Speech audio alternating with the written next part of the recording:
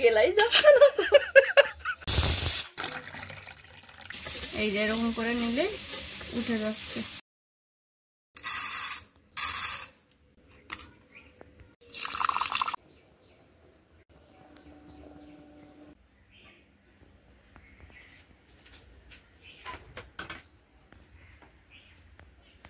ভাতটা কিন্তু হয়ে গেছে বন্ধুরা।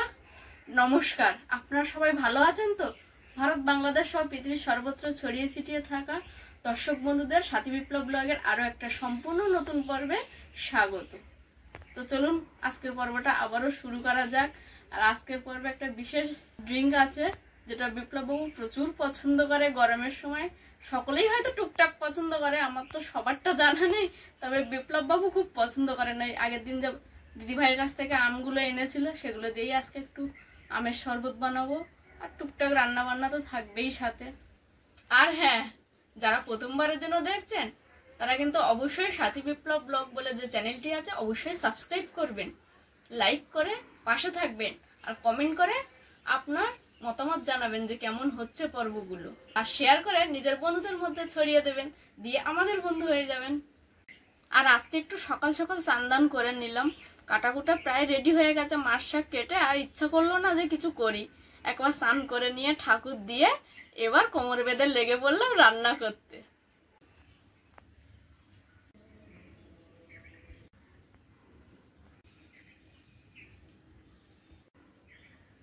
আমরা স্নান করি না, আমরা চান করি।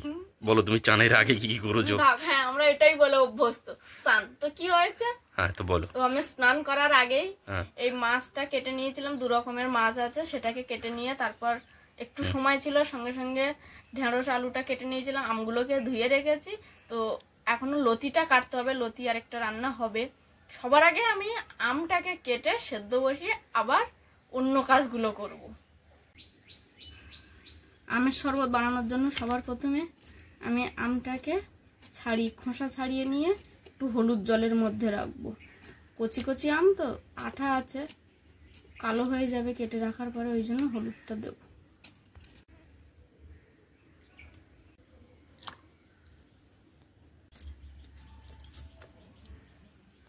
আমটা কাটছি না, খুব সুন্দর একটা সেন্ট বার হচ্ছে, মনে হচ্ছে আমটা ভালো। টকও হতে পারে প্রচুর, মানে সেই টক আমের যেমন একটা গন্ধ বেরোয় সেরকম একটা গন্ধ বেরোয়। খেয়ে দেখো তো। বাবা না গো, খুব টক মোটেই খেতে পারি না। খেয়ে দেখো না। তোমাকে দিই কেটে? না, তুমি খেয়ে দেখো। দেখি বিপ্লব বাবু আমটা তো খেতে বললো, একটু খেয়ে দেখবো টক কিনা বাবা জানি না। আমরা মিষ্টি হচ্ছে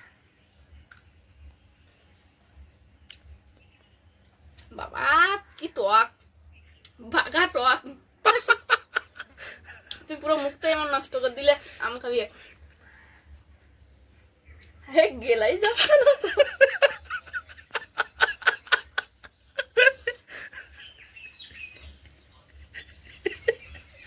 বাবা যাই করে খেলাম, কি টক। তুমি হাসছো খেতে বলে? তুমি একটু খাও না। না তুমি খাও না, তুমি আমার খেতে বলেছো। আচ্ছা তো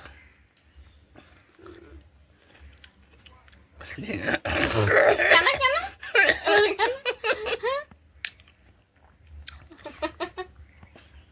এই আম বেশি দিও না, বাপরে বাপ কেমন টক।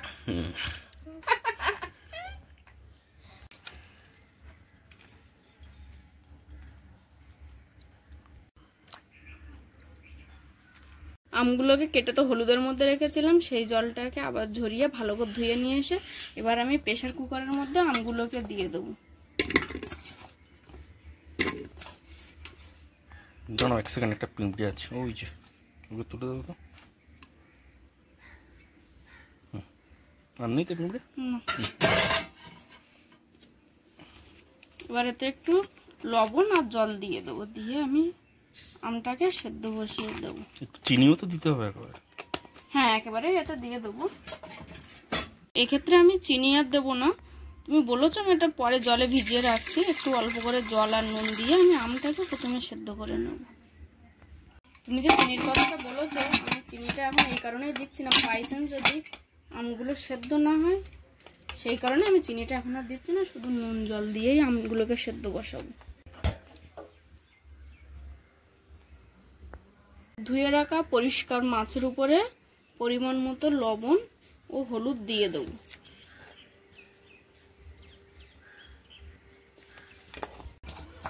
আমটা যেহেতু আমি আগেই সেদ্ধ করে নিচ্ছি, কারণ শরবত করবো, একটু ঠান্ডার তো প্রয়োজন হবে, যার কারণে আগে থেকে আমটা সেদ্ধ করে কিছুটা সময় রেখে দেবো আমটা ঠান্ডা করার জন্য।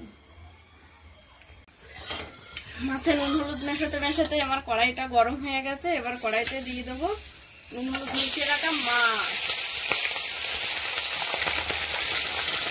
আম সেদ্ধ করতে দিয়েছি, আর একদিকে মাছ ভাজা বসিয়ে দিয়ে আমি এদিকে লতিটা কাটতে বসে গেছি, কারণ লতিটা কাটতে গেলে অনেকটা সময় লাগবে, লতির আঁশ ছাড়ানো, তাই বেশি সময় লেগে যায়।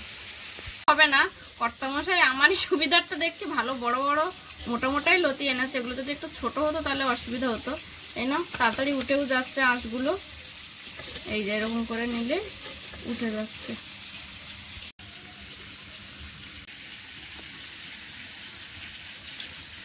লতির আরেকটা জিনিস কি জানো তো, লতি শুকিয়ে গেলে খোসা উঠতে যায়। ওই দেখো আম মনে হয় ওদিকে সেদ্ধও হয়ে গেছে লতির কথায় কথায়। বন্ধ করে দেবো না, আরেকটা পড়ুক, সবে তো একটা পড়লো, আরেকটা পড়লে একদম ঠিকঠাক সেদ্ধ হয়ে যাবে।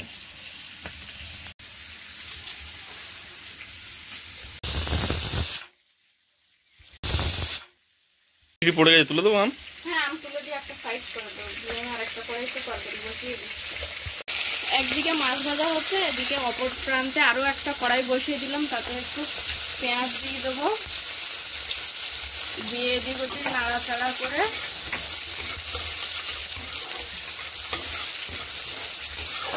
কেটে রাখা সবজি, প্রথম যেটা কেটেছিলাম ঢেঁড়স আলুটা দিয়ে দেবো।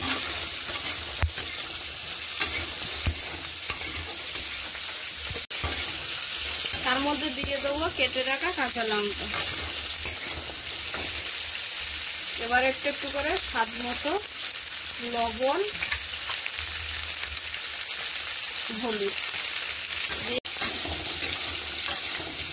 হলুদ দিয়ে আবারও নাড়াচাড়া করব, করে এবার কড়াইটা আমি ঢাকা দিয়ে দেবো।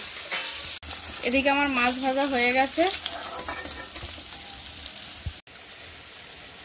আর বাকি মাছগুলো দিয়ে দিলাম গরম তেলে, দিয়ে এগুলোকে একটু ভেজে নেবো।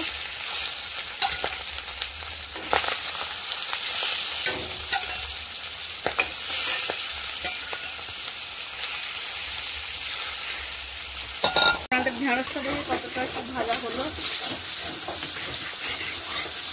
আর একটু ভাজা হবে ঢেঁড়সটা।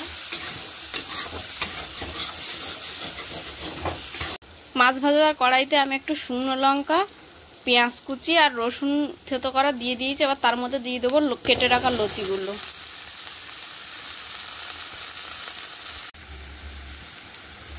এবার এর মধ্যে দিয়ে দেবো একটু স্বাদ মতো লবণ,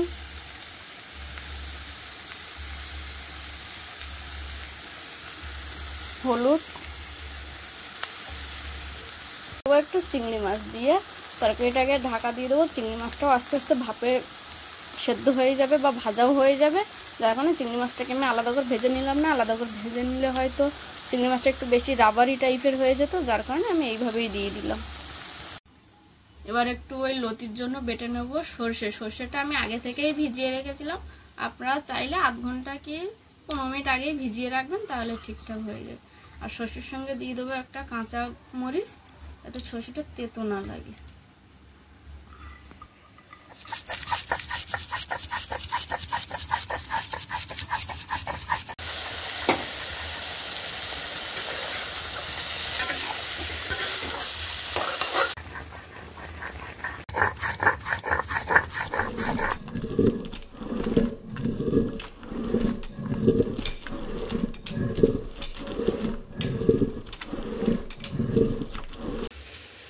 শেষে ঢেঁড়স আলু মাছের ঝোল তৈরি।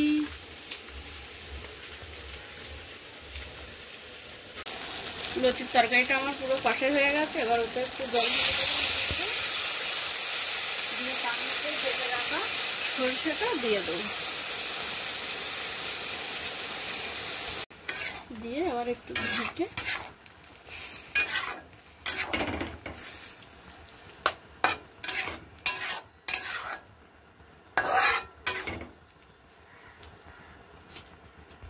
শরবত বানানোর জন্য তো আগেই প্রেসারে আমটা সেদ্ধ করে নিয়েছি নুন দিয়ে। এবার শরবতে দেওয়ার জন্য একটু চিনি, পরিমাণ মতো চিনি আমি জলের মধ্যে ভিজিয়ে রাখবো যেন চিনিটা আমার ঠিকঠাক করে গলে যায়। এবার দিয়ে দেবো জল। তো ফাইনালি রেডি আমার সর্ষে লতির তরকারি। এই লোভনীয় খাবারটা যদি এখনো কেউ বানিয়ে না থাকেন অবশ্যই একবার বানিয়ে ট্রাই করতে পারেন। তো সেদ্ধ করা আমগুলো নিয়ে বসে পড়লাম শরবত বানাতে, কিন্তু শরবত বানাতে গিয়ে আমার একটা ভুলের কারণে একটু শরবতটা খারাপ হতে পারে। সেটা বিপ্লব বাবুর ভালো নাও রাখতে পারে, কারণ উনি শরবতটা খুব পছন্দ করে। আমার ভুল বলতে অর্থাৎ এই যে লেবুটা উনি বাজারে যাওয়ার আগে বারবারই জিজ্ঞাসা করেছে ঘরে লেবু আছে তো, লেবু আছে তো।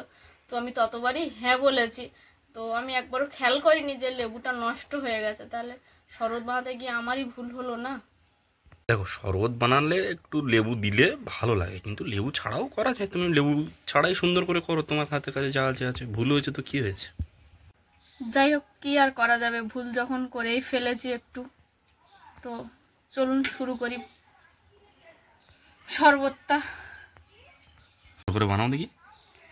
নুন দিয়ে তো সেদ্ধ করে নিয়েছি। এবার এই যে সেই ঘটন কাটিয়ে নিশ্চয়ই আপনারা দেখে চিনতে পারছেন, আগের একটা দই লস্যির যে পর্ব ছিল, সঙ্গে আমি একটা গোপালের ড্রেস আর আমার বানানো কিছু চটের আসন দিয়ে একটা পর্ব করেছিলাম, সেটা নিশ্চয়ই আপনারা দেখেছেন। আর এই ঘটন কাটিটা দেখে তো আরোই মনে পড়ে যাচ্ছে। আচ্ছা, গ্লাসগুলো একটু দেখিয়ে দিই, বলো। সেই গ্লাসগুলো এর মধ্যে দিয়ে দিলাম চিনি জল।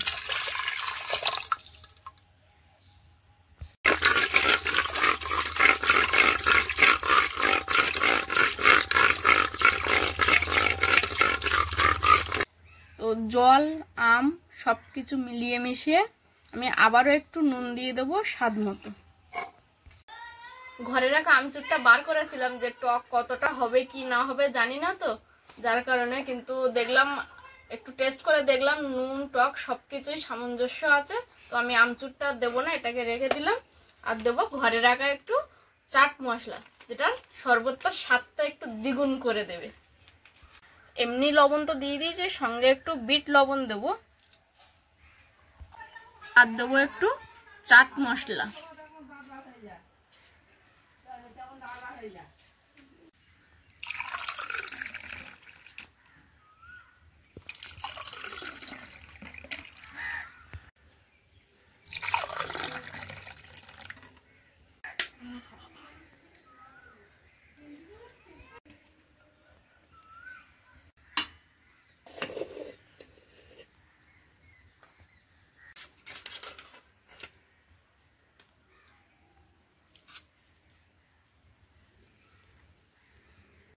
ভাত বাড়া তো হয়ে গেল, এবার আমের শরবতটা কর্তামশাইকে দিয়েই টেস্ট করাবো।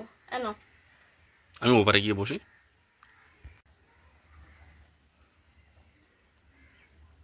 সুপার। সাথী সকাল থেকে এখনো পর্যন্ত 2 রকমের আইটেম রান্না করেছে খাওয়ার জন্য, আর সঙ্গে আমের শরবত। সত্যি ভালো হয়েছে এবং বেশ সুস্বাদু হয়েছে। আমরা বাইরে থেকে যেগুলো পয়সা দিয়ে কিনে খাই তার থেকে অনেকটা ভালো এবং ঘরোয়া স্বাস্থ্যসম্মত। আর এই খাবারটা মানে এই পানীয়টা পান করার সঙ্গে সঙ্গে আমার বলতে ইচ্ছা করছে, প্রচন্ড গরমে চলেছেন, গাটাগুলো কেমন একটা হচ্ছে, নিজের মধ্যে অস্বস্তি হচ্ছে, তার মাঝখানে অবশ্যই খাবেন আম পোড়া আমের শরবত। শরীরকে সুস্থ রাখতে, পেটটাকে ঠান্ডা রাখতে অবশ্যই আম পোড়া আমের শরবত। এ তো গেল মজার কথা। এবারে বলি এটা খাওয়ার জন্য আমাদেরকে কি কি করতে হবে। প্রথমে আমটাকে সংগ্রহ করতে হবে, সেদ্ধ করতে হবে, আর হাতের সামনে যদি কিছু না থাকে অবশ্যই লবণ দিয়ে খেতে হবে। আর কেন খেতে হবে? কারণ এটা বছরে একবার আসে, অম্ররাজ অর্থাৎ ফলেদের রাজা। ফলেদের এই রাজা যদি আমাদের শরীরে প্রবেশ করানো যায়, অনেক দিক থেকে আমাদের শরীরে উন্নতি হবে, স্বাস্থ্যের দিক থেকে আমরা ভালো হব। তাই পছন্দের এই পানীয়টাকে একেবারে হেলাফেলা করবেন না। যাই হোক, পর্বটা এখানে শেষ করছি। কেমন লাগছে আমাদের পর্বগুলো অবশ্যই কমেন্ট বক্সে জানাবেন, লাইক করে আমাদের পাশে থাকবেন, সাবস্ক্রাইব করে আমাদের বন্ধু হয়ে যান। দেখা হচ্ছে আগামী পর্বে। আর সবশেষে যেটা বলে থাকি, অর্থাৎ সাথী যেটা বলে থাকে, সদা সর্বদা সাথী বিপ্লব ব্লগকে সঙ্গে রাখবেন, জুড়ে থাকবেন। ধন্যবাদ।